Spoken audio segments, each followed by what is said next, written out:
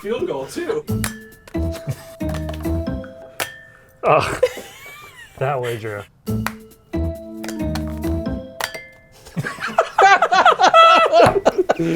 Hey, this is Drew Baird from Moon Audio, and welcome to our first ever happy hour with headphones. Is that correct? No, it's Headphone Happy Hour? Yeah. It was great until the title.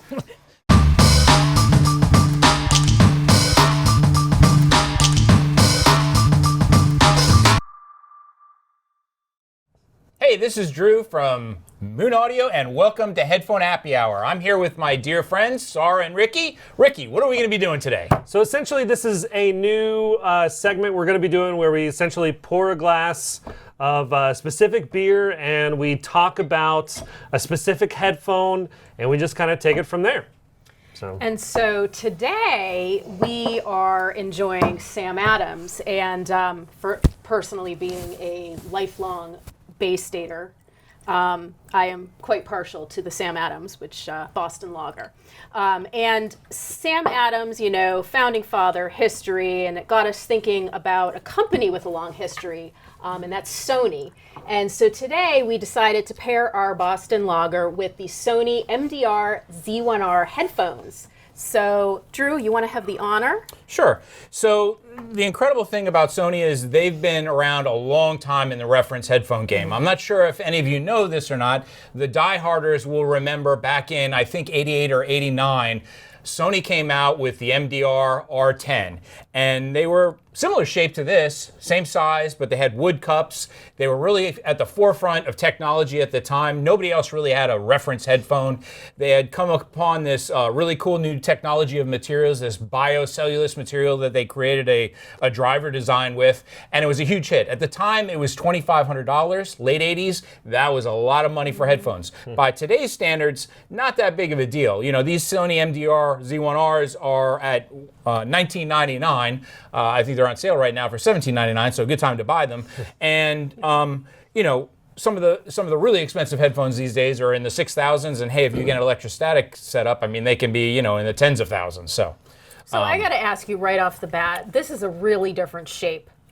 This ear cup. Yeah. So is there a reason for that, or is that just a design choice? Well, a lot of it has to do with the backflow of the energy of the driver and resonance control. I mean, that's what they're trying to deal with, the shape of this and the materials that they used. That's sort of a lot of their claim to fame on this one is the materials that they used in resonance dampening technology inside. They're using a much larger driver now than typical headphones. They're now using, instead of that biocellulose way back in the 80s, this is a magnesium driver, and it's a really fun sounding headphone. Yeah, so I was going to say, with a lot of Sony stuff, they're either warm sounding or fun sounding signature wise. Is this any different? Nope. This is a V-shape. And if you're not familiar with V-shape, that typically means it's tipped up on the top end, tipped up on the bottom end. So there's a lot of top end energy and a lot of bass.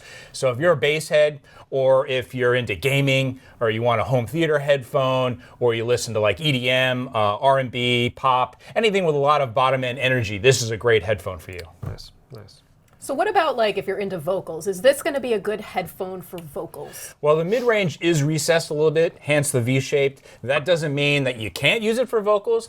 I wouldn't necessarily use this headphone for folk listening. Okay. Not that you can't, obviously, but it really excels in the things that are more in, you know, like we said, fun sounding, bass heavy, or something you want a lot of top-end energy on. Okay. So are there particular devices that pair well with this headphone?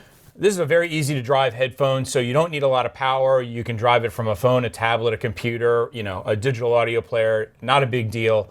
Obviously, you know, the better quality, the amplifier and the DAC, the better sound you're gonna get. So this isn't a cheap headphone by any standards. So I would spend a couple of dollars on an amp DAC or a nice DAP to go along with it. Nice, nice.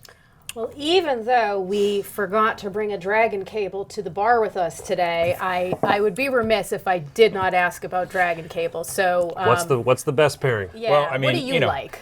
To keep the meat and the body of the sound, Black Dragon, of course. You know, the Black Dragon's a full sounding, meaty presentation, lots of authority, fuller sound presentation. Since there is some top-end sizzle, the Black Dragon will warm out the top a little bit, so it'll smooth it out without losing any detail. So that would be my pick.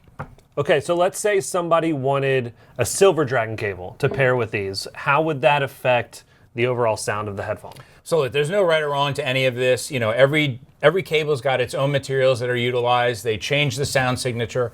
If a person wants hyper detail, more extension on the top end, if they want to tighten up the bass because it's a little too bloated for them, you know, or they have a very warm system and they need to add more, you know, air definition detail, there's no reason why you can't use a Silver Dragon. And for that matter, if you want a more neutral, natural sounding cable, go with the Blue Dragon. That might be sort of the in-between choice between the silver and black in terms of tonality. Nice. I often hear about like Fostex, like the Fostex TH900 being a good headphone for rock and roll. Like, what other headphones compete with this? What do people look at? Yeah, the Fostex TH900, definitely a great choice. It's definitely a different tonality than this one. It doesn't have as much bottom end weight. You know, it does have a much flatter V shape, and depending on which one of the versions or variants, the sound has changed in the TH900. We'll definitely bring that to Headphone Happy Hour one of these days. I'm trying to think of another headphone. The Focal, they've got the Celeste closed back, the Stelia. I'd say this would be more in line with the Celeste. The Stelia is a more articulate sounding headphone, if you will, a lot more detail, better for folk like we were talking about. But the Sony is a fantastic headphone. I love it. It's definitely really cool looking. It's extremely comfortable, very light. I can easily let it disappear on my head for long periods of time. Nice. I think it's a good pairing, especially for the Sam Adams too.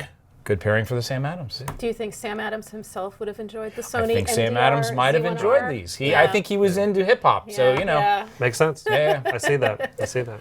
So anyway, this is our first edition of Headphones Happy Hour. I hope you had a good time. I hope you enjoyed it. We're going to be back next week with some sort of other headphone. Till then, cheers. Cheers. Cheers. There we go. So if you have any recommendations for beers we should try, or headphones or hi-fi audio gear that you'd like to see us discuss, please leave a comment below. And if you like this video, please hit the subscribe button and join us again for Headphone Happy Hour. Cheers. Woo! Touchdown! Woohoo!